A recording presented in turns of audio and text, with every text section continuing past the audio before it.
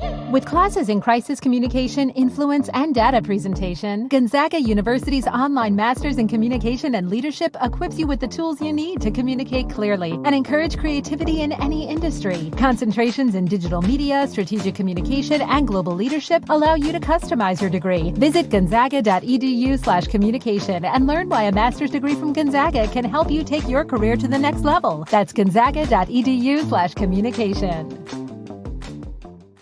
While traveling, it's usually best to pack light. When it comes to money, carrying some cash and having an alternative like Zelle is a great idea. Zelle's an easy way to send and receive money with people you trust. At any U.S. bank, it's already in thousands of different banking apps, and it's money straight into your bank account in minutes fast. Look for Zelle in your banking app today. Safe travels. Hey, and welcome to the HA podcast. I'm Danny Sheriff, the host of this podcast, the founder of the HA Society, and an HA recovery coach who has walked wherever you currently are. This is the place to come if you care about getting your period regularly. This podcast aims to educate, inform, and keep you motivated on your period and HA recovery track. I would love it if you could rate and review this podcast, 5 stars only, to help make this podcast easier for other women with HA to find it. And last thing, nothing from this show should be taken as medical advice. Please seek the advice of your physician.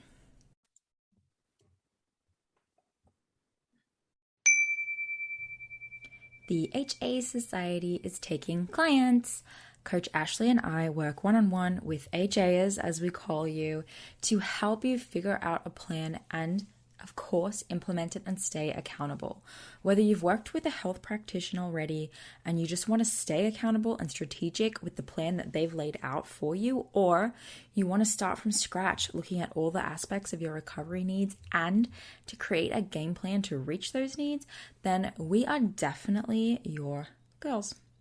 When you sign up to work one-on-one with one of us, we're going to go over your history, your biggest obstacles, ensure that we're taking into account your specific goals, and start making a plan to reach them. So those goals could be getting your period back, could be getting pregnant, could be getting back to exercise or sport, or simply working on your mindset around your body image and long-term recovery. We also can teach you the fertility awareness method. So if you want to learn that so that you have the skills you need to go out into the world on your own without fear of getting HA again, we have got your back. So our coaching packages are either weekly or bi-weekly and only a month at a time commitment. So you're not paying tons and tons of money for 5-6 months. It's month to month, which is awesome. Makes perfect sense for period recovery, right? So to learn about other women's experiences working with us and to apply for a coaching spot, plus ask any questions that you might have before getting started, just go to thehasociety.com/coaching. Hey guys, welcome back to the Hypothalamic Amenorrhea podcast.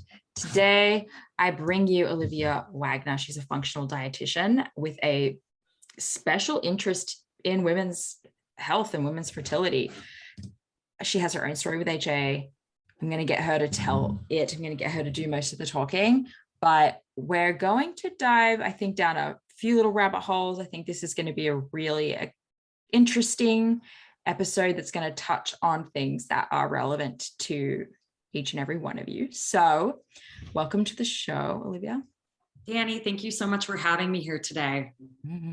Yeah, I'm really excited. It's so good to get practitioners on who actually have their own story or their own experience with this issue, because it's really one of those things that it's harder to help people with sometimes when you haven't been in those mindsets before. So I would love if you could kind of kick off this conversation with a little bit of your history and how you relate to all of the ladies listening today. Totally. So I think that in starting the story off, it makes sense to tell you a little bit about how I first got my period, my menstrual cycle. And I was a very active teenager. I was in gymnastics. I was in track. I did cheerleading. So I kind of was in sports all year round. And I think that because of some of those sports, I remember being a little bit more self-conscious about my body, and I loved food, but I was also very mindful about how food impacted my body. And I didn't get my period until I was 16, and none of my doctors were too concerned because I was pretty active. And I think very similar to how many people feel about that time in their life, I was pretty much told you should get your period every month and you can use tampons or pads. And that was pretty much my education. And as I was preparing to go off to college a few years later, I think that if I reflect back on that time, my cycle was pretty normal. I got it every month. I didn't have to like stay home from school like some of my friends, but I liked the idea of this birth control pill and having something to kind of have more control around the cycle. And I didn't have any other knowledge to indicate otherwise why I shouldn't take it. And so I started birth control going into college, and I was originally studying marketing. And at the end of my freshman year, was encouraged by some family members because of my love of food, and they were all medical practitioners, to explore nutrition. And so I started my nutrition studies. And I think that what is not uncommon is you can become very immersed in that own experience yourself. And I became very dedicated to practicing what I was learning, and so I could ultimately practice what I preach.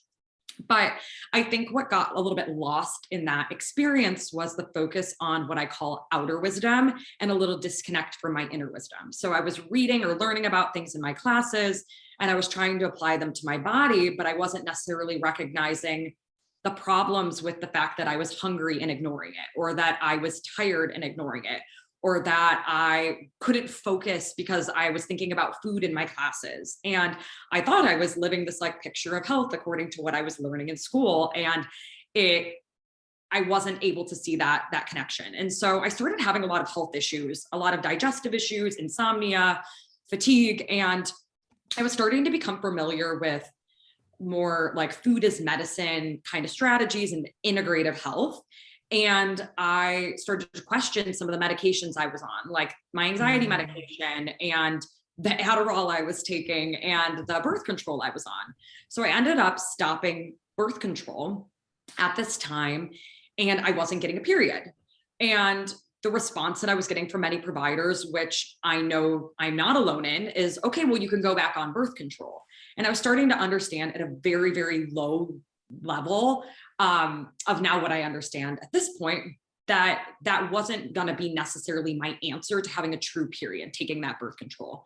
And so I didn't go back on it, and basically started to go through the hoops and jumps of meeting with medical providers to, did I have a lining? Is a progesterone challenge working? Kind of like the typical interventions.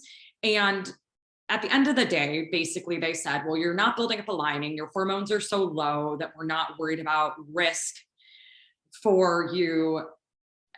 Like, so much so you can either go back on birth control, or you can just kind of wait for your period to come. Mm-hmm. And so I hear this a lot now from other people as well. Yeah.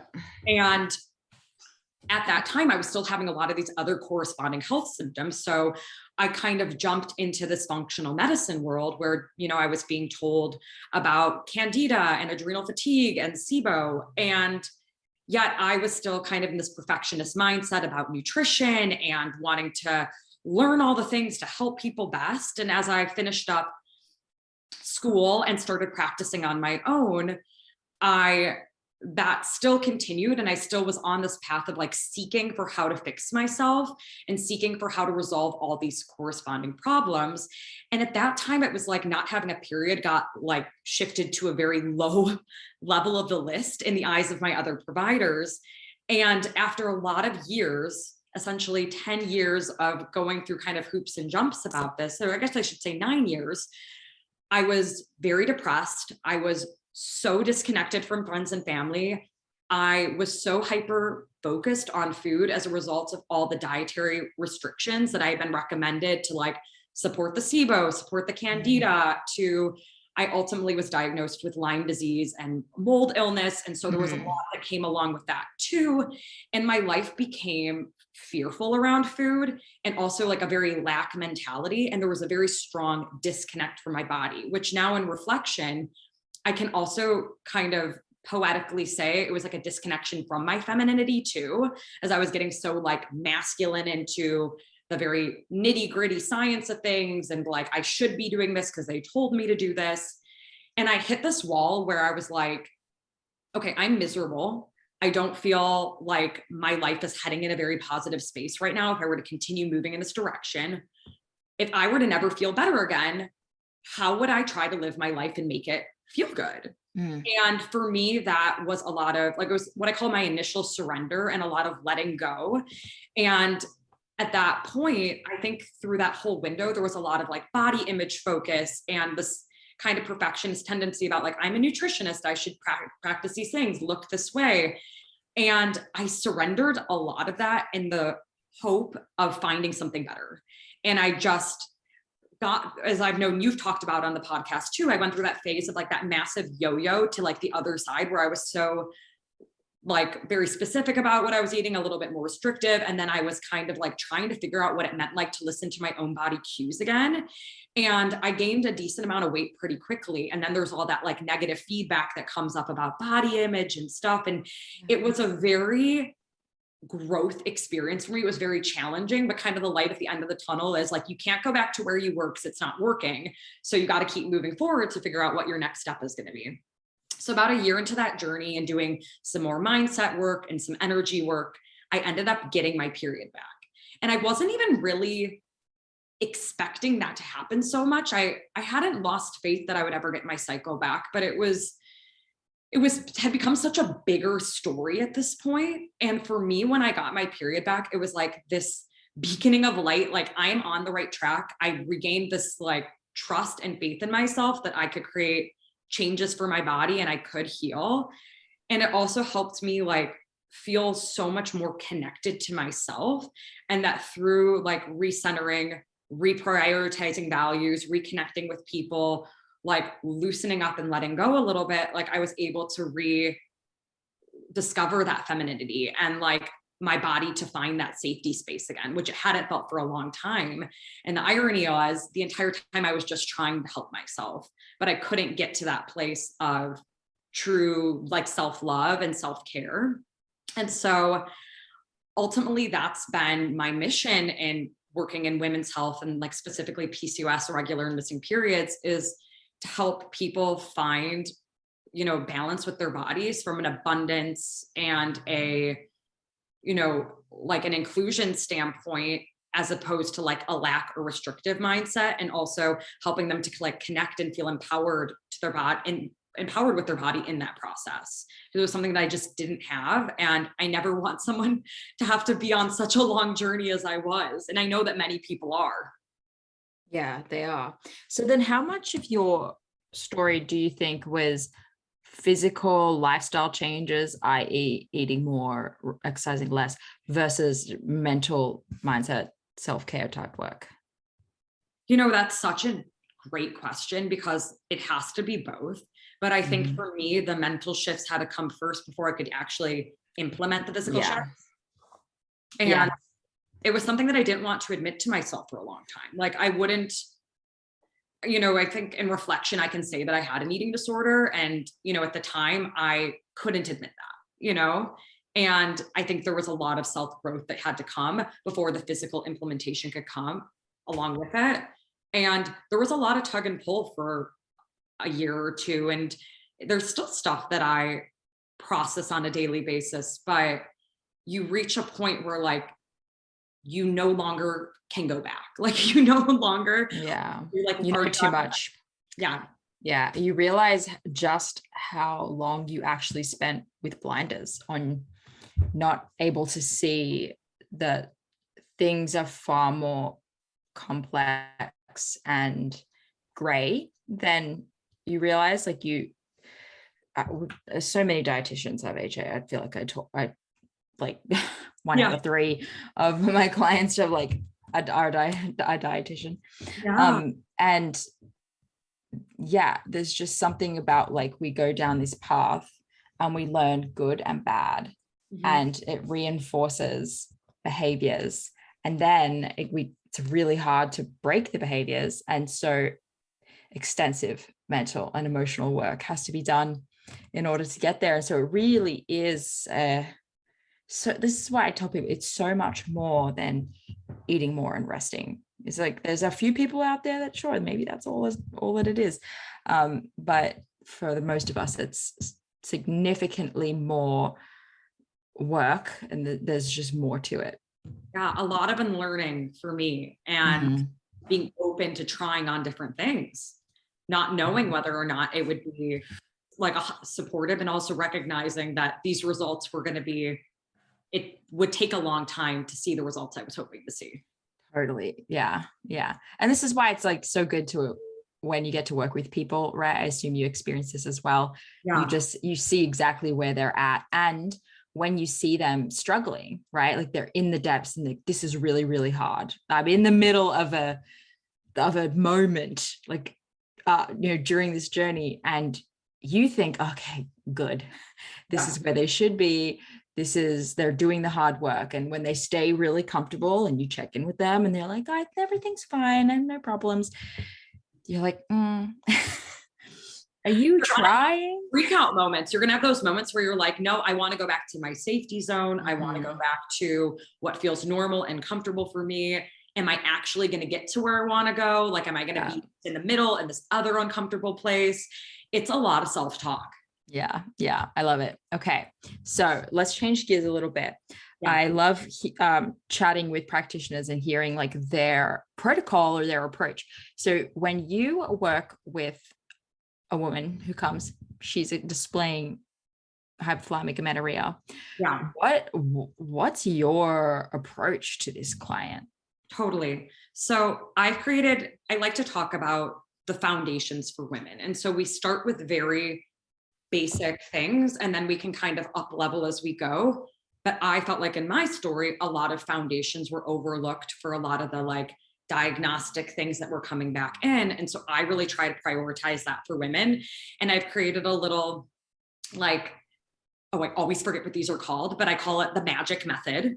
And so it's mindful movement, adopt adequate and nourished nutrition, gauge stress and create a stress care toolkit, identify values and set a healing mindset, and then also circadian support involving like light and sleep.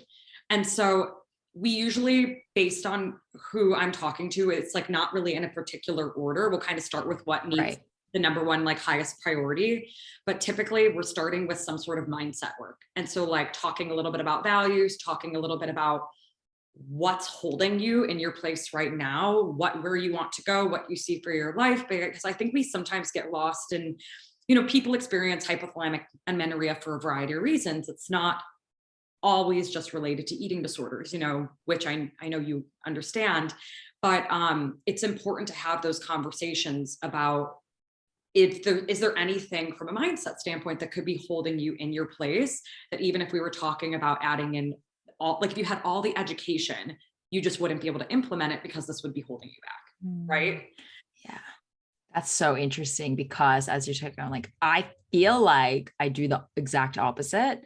So maybe I'll kind of like have a go at reversing that, but I definitely dive in first with like, okay, so here's what I'm seeing physically based on like your food log and blah, blah. Yeah. And we get that. I'm like, so this is what you're going to do for the first couple of weeks. And then now let's break down what's hard about this and stuff. So it would be interesting to like flip it on its head and do the mindset stuff first. I feel like it's fantastic to kind of kick off at the beginning, because then you talk about it through the entire process.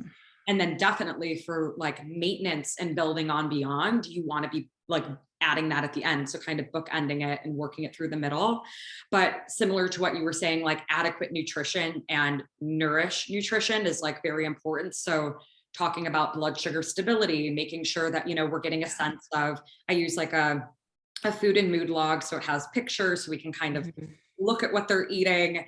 And, if calories are like a triggering aspect, we're also just able to focus on like building out portions that way. And so I really try to focus on an include versus exclude approach in this area. And so talking about specific like nutrients to be including and what you're seeking in your diet to build it up. And also like if there's been a lot of food fears involved, like there were in my case also related to health conditions, it's starting to destigmatize those like food rules and like looping some of those things back in. So creating kind of a safety, and that we can talk about nourished nutrition from like where we're trying to include different therapeutic foods, vitamins and minerals, things that are essential for like adrenal health and digestive health and women's health. But you also need soul foods, and you need things that feel good and sound good too, that are going to allow this to be sustainable. And you can have a nourished, balanced, healthy diet with including those foods, you know? Mm-hmm. And I think that that's something that a lot of people are really shocked to hear. And they have created this programming that these foods are, and that's like a lot of the work that we explore too, is creating safety around things that they have once felt like a lot of guilt around, or shame, or, you know, like they like those foods, but they're bad foods, as you were describing before. So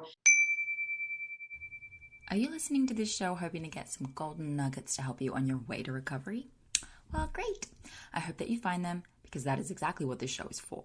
But if you really want to take your recovery all the way, completely commit and get on track with your goals, whether they be finally feeling overall healthy, finally getting pregnant, or finally getting back to training, you'll want to join us inside of the HA Society.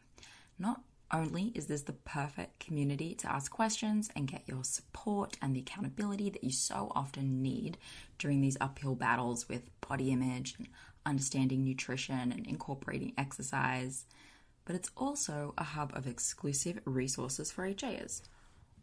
All of the HA podcast episodes are released in advance and completely ad-free, so you can listen on the go to the raw, unedited versions uninterrupted. All of the one-on-one coaching calls, of which we have 2 a week in different time zones, are uploaded to our private podcast feed so that you can listen to events with practitioners and the past community calls as though they were bonus podcast episodes, because I know how much you love to listen to this kind of stuff. And in these calls, we cover requested topics like overcoming the weight gain fears, communicating with friends and family about our HA, diving into how HA works, and debunking the imposter syndrome that so many of us have around this diagnosis. There's also an entire resources section with lectures, workshops, and training from the past events that are hosted by experts like Sarah Liz King, Laura Lyons, Kaylee McDevitt, Holly Dunn, and many more. As a member, you also get direct access to myself and Coach Ashley in the DMs. So if you have personal questions or need individualized advice about your recovery, we're in there answering your questions in the DMs, as are all of our other members in the group who impress me week after week with how they show up for each other. It's incredible. It's like women are just all becoming mini coaches for each other. It's so good. The HA Society is really the place to be if you're going through recovery, no matter what stage you're at. Whether you have HA or you've got a few recovery periods, we have your back and we're all your new best friends. So come and meet us at thehasociety.com/join. That's thehasociety.com/join, and the link is in the show notes for you. Okay, on with the show. A lot of dialogue around creating safety and having permission, the power of permission to include foods that you enjoy in your routine. Yeah, I love it. You had mentioned, and those funny things stick out to me. Like, I want to talk about that. You mentioned one of the first things is like balancing blood sugar, right? And that's just something I haven't really talked about on the show much, but I do have a focus on when I talk individually with people, because a lot of, I want to see if you find this commonly. A lot of people with HA are recommended to just eat in abundance of anything. Mm-hmm. And so when they come to me, they're just eating a lot of highly processed things, or just a lot of their favorite foods. Or shop Mattress Firm's year-end sale and put an end to junk sleep. Save up to $500 when you get a king bed for the price of a queen or queen for a twin. Plus, get a free adjustable base with qualifying Sealy purchase up to a $499 value. Or shop top-selling brands and get up to 50% off select mattresses, like Sealy Twin mattresses starting at $224.99, or Serta Twin mattresses at $349.99. And shop with confidence thanks to our low price guarantee. Only at Mattress Firm. Restrictions apply. See store for details.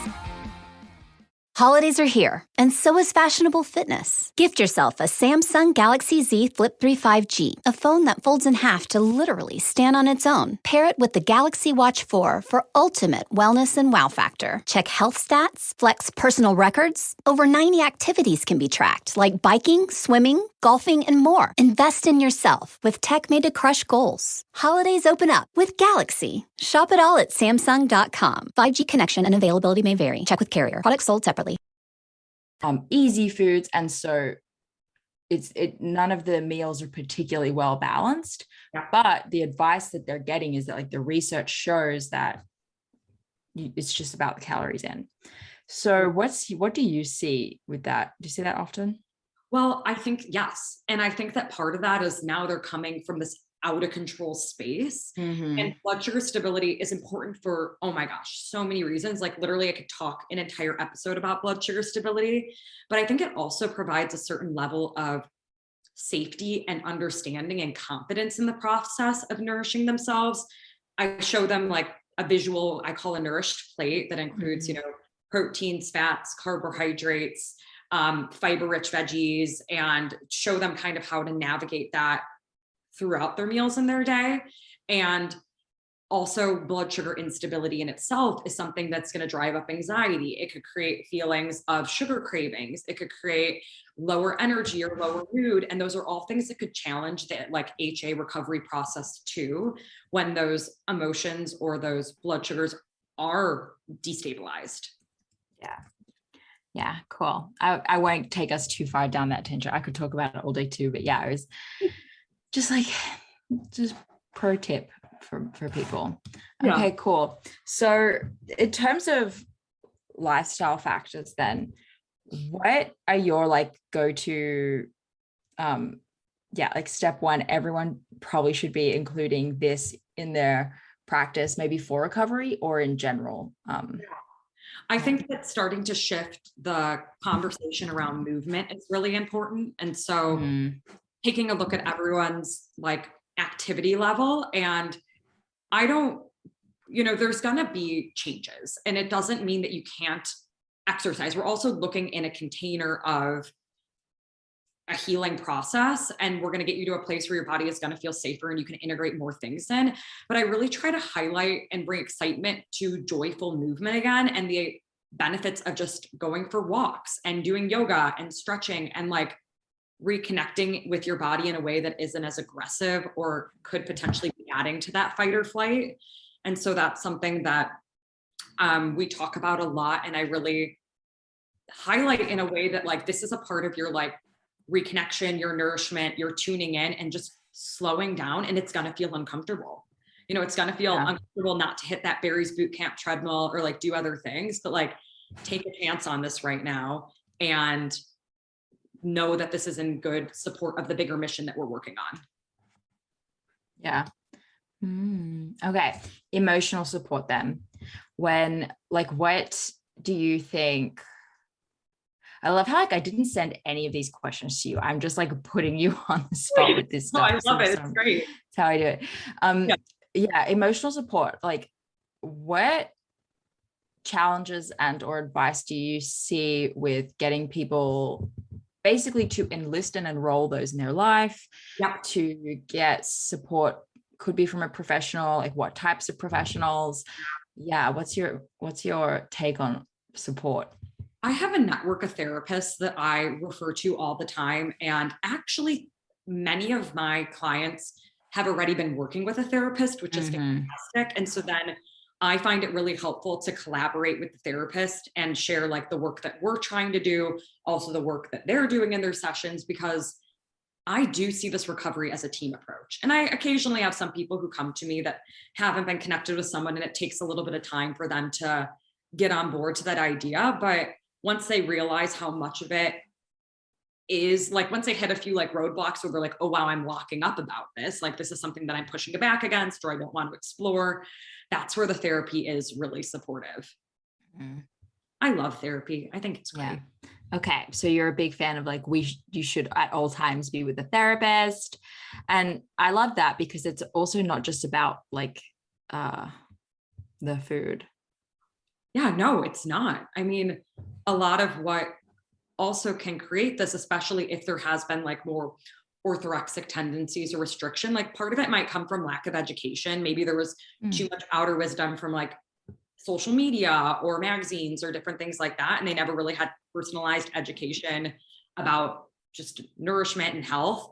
But also it could be like compensation for something else that's never really been explored, you know, whether it's like trauma or something from childhood that could, you know, again, has created this framework for this preoccupation in this area. Yeah. Okay, cool. Yeah. Okay, another side question. Yeah. So unexplained infertility, right? Yeah. People be like, I have unexplained infertility. My doctor said it. Yep. How often do you think that that it could be chalked up to a case of HA? Because, you know, often lab tests are coming back normal, and that just makes it difficult for some practitioners to read if they don't know a lot about this. Yeah. How basically, like, how many people do you think are getting IVF or just like succumbing to I have unexplained infertility, or basically just walking around undiagnosed with something diagnosable? Totally. I love that question. And that's really like a big part of why I'm doing what I do, is because I would hope that I could communicate to people that before they're exploring something like IVF, and IVF is an incredible option. It's amazing that we have that. But the fact that there's this communication from your gynecologist or like your primary care provider, whoever you're working with, that if you're not getting pregnant within like, whether it's a 3 to 6 or a 6 to 12 month time frame, depending on like what age you're at, that IVF, IUI, those sort of procedures are like your next steps, is bananas to me, because like we do need to look at how you're nourishing your body. We need to look at, you know, as part of my up leveling, I'm looking at gut health with lab testing. You know, there's a lot that I'm doing as a part of foundational nutrition in supporting gut health, but there could be infections that could be causing stress to the body. There could be imbalances. And although that was something that in my story was like a little bit dysregulating, it was because I didn't have good understanding of the foundations before then we layered that in. And same thing with like hormone imbalances and looking at cortisol levels. We want to focus on those foundations, but again, if we're still not seeing progress, that is something that's going to help us better pinpoint like what's going on, what really from a targeted standpoint do we need to support. And it makes me so like sad that some women never even know that even the baseline foundations are things that they should be thinking about, let alone that if that's not enough for them, there's other stuff that we could be digging into, nutritional deficiencies, toxic exposures, gut health and hormones that are a part of why the body isn't feeling safe for this pregnancy in this moment. And so that unexplained fertility term, I find like so disempowering, because it's basically saying like, we don't know why you can't get pregnant. And like, it's like the stamp, you know? And I feel like there's just so much more to it. Mm-hmm. And it's a real, like, I just have infertility. Yeah. Like I just am infertile. And I'm right there with you. That's just something I've been pondering more and more on. And I'm like, I guess like IVF is just, it's covered by insurance, you know, and sometimes working with a functional practitioner isn't so covered. But yeah, there's absolutely nothing in the world wrong with those things. It just, I love what you said. Shouldn't be the next steps. Like I would like to save you 40 grand if I can help. 3,000%. Yeah. And it's, I hope that there can be more education to support that. And as far as like oh my gosh, there was something that I was going to say and I'm losing my train of thought on it, but basically it's definitely needed. And as far as like that just unexplained fertility concept is, it's like a very shut down feeling for people. And the mindset piece, this is what I was going to say. If you start to embody that, like, I'm infertile, this isn't going to be happening for me, there's something wrong with me, that in itself is like a huge energetic pushback, like to allow it to happen. Right. Yeah. You know? And so it's like when people start to own that, and that's one of like the biggest things that I have to talk to people as a part of that mindset space is like, okay, let's start to change the language, all right, around the way that you're talking to your body. Nothing's broken here. Nothing is unfixable. We just have to do a little bit more exploration, and we have to support and build up areas that are maybe a little deficient right now. You know, it's not unexplained. We're going to get there. And you know, many times it is explainable. And what else? You said something that triggered me to think of something else. And it was that, oh, damn. I hate know when that happens. 11:11 brain. Well, yeah, I was up at 3:30 and I just stayed up and it's now 2 p.m. So that's where we're at. Yeah, like, oh, that's right. That the other reason it's important to do the mindset work and what you were just saying about like identifying with infertility or whatever is that when you do then go and become pregnant, you actually, it doesn't just go away. You carry that anxiety into your pregnancy. And I see this all the time. Yeah. And then you're like, oh, now I'm just worried I'm not going to keep it. And I talked like whenever a client's like, I'm pregnant, but I'm not going to get too excited. Like we're going to try and I'm going to wait till I get to X appointment. And I'm like, girl, just be excited. Like it is okay, and be confident because it's not going to hurt any less.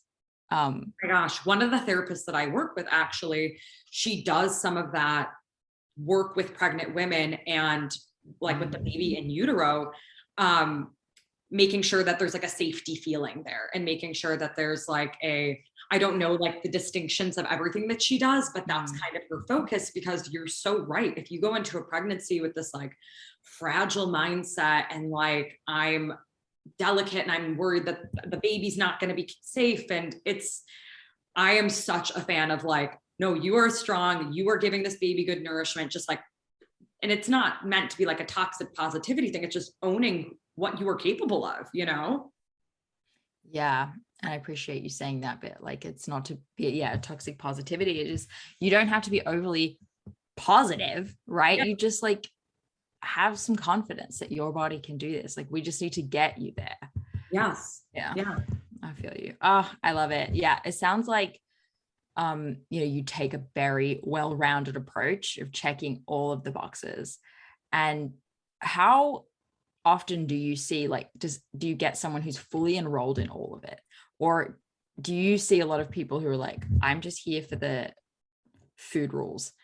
So I think that when they first connect with me, they don't know, like, especially if they haven't really followed my Instagram or things like that, they don't know exactly what to expect. And they might be like buying into more just like the food piece. And it takes time to break down some of those other layers. I have had some women, beyond our work together, do more work with their therapist and then come back and continue finishing work like in another sort of like container.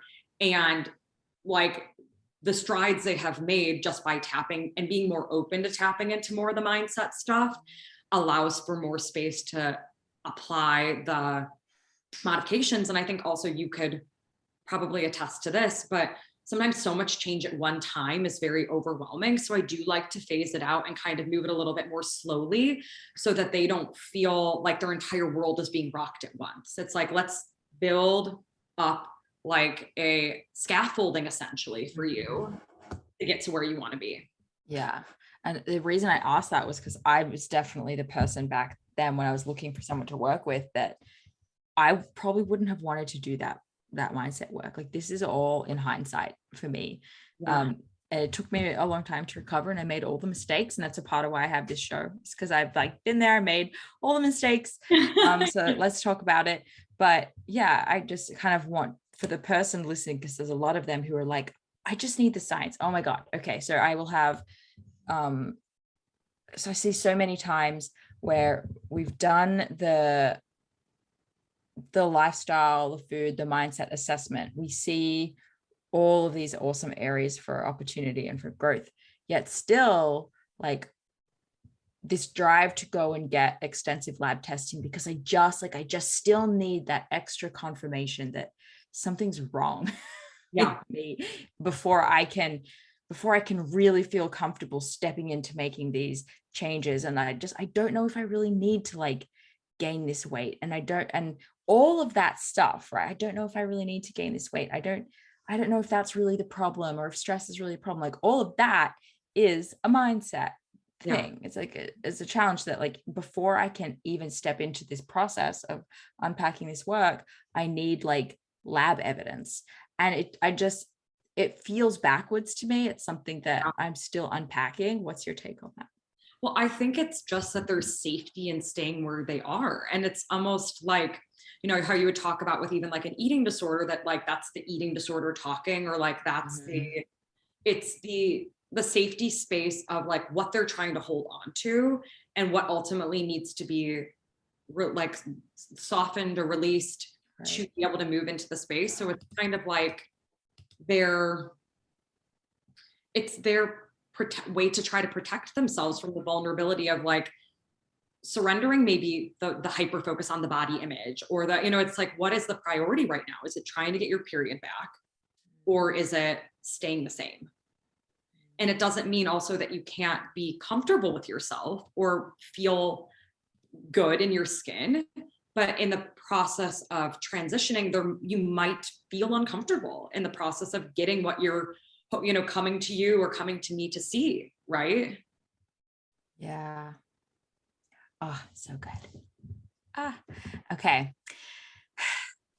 All of this has been a fun little like popcorn style where I just ask lots of different questions. I really appreciate that.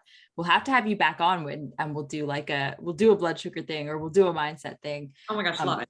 Yeah, but where can people find you if they want to work with you? How does that work? Or if they want to just like dive into a bit of your content, where can they find you? Totally. You can find me at livenourishednutrition.com. And then my Instagram is also livenourishednutrition.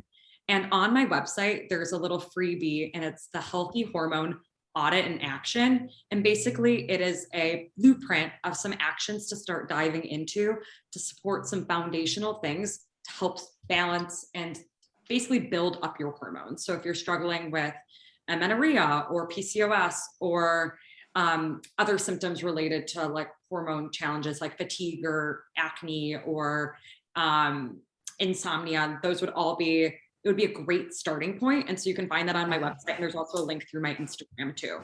What was it called again? Called the Healthy Hormone Audit in Action. So you audit your symptoms, and then you're identifying some actions that could help to support you and get you on the right track. It has like a little goal setting component to it, and a way for you to create a few next steps for yourself. Okay, awesome. I'm looking on your website now. I'm trying to find it. It should come as a pop-up. Oh, as a pop-up? Yeah. So maybe perfect. Disabled. Yeah. I mean, I probably, because I've already been on this, I probably already missed it. But okay, cool. A little link in my Instagram bio too, that goes directly to it. Beautiful. Well, thank you so much. I'm really glad we got to do this, and I'm excited to like meet you and have you in my world. Yes, me too. Yeah. Oh, I hope some people go and work with you and let me know how it went. Because I love when people message me and like, oh, I started working with so-and-so. It's very fulfilling. Well, cool. Thank you so much. I hope everyone has a really good day. I appreciate you, Olivia, for joining us. Thank you, Danny. Bye. Bye. Thank you so much for listening today, guys. Please subscribe to the podcast, and if you could head to iTunes specifically and leave a rating or review, that would help so much, because it makes it easier for other people with HA who are Googling around to find the podcast really easily. So if you do that, you're doing a service to all of the women Holidays are here, and so is fashionable fitness. Gift yourself a Samsung Galaxy Z Flip 3 5G, a phone that folds in half to literally stand on its own. Pair it with the Galaxy Watch 4 for ultimate wellness and wow factor. Check health stats, flex personal records. Over 90 activities can be tracked, like biking, swimming, golfing, and more. Invest in yourself with tech made to crush goals. Holidays open up with Galaxy. Shop it all at Samsung.com. 5G connection and availability may vary. Check with carrier. Products sold separately.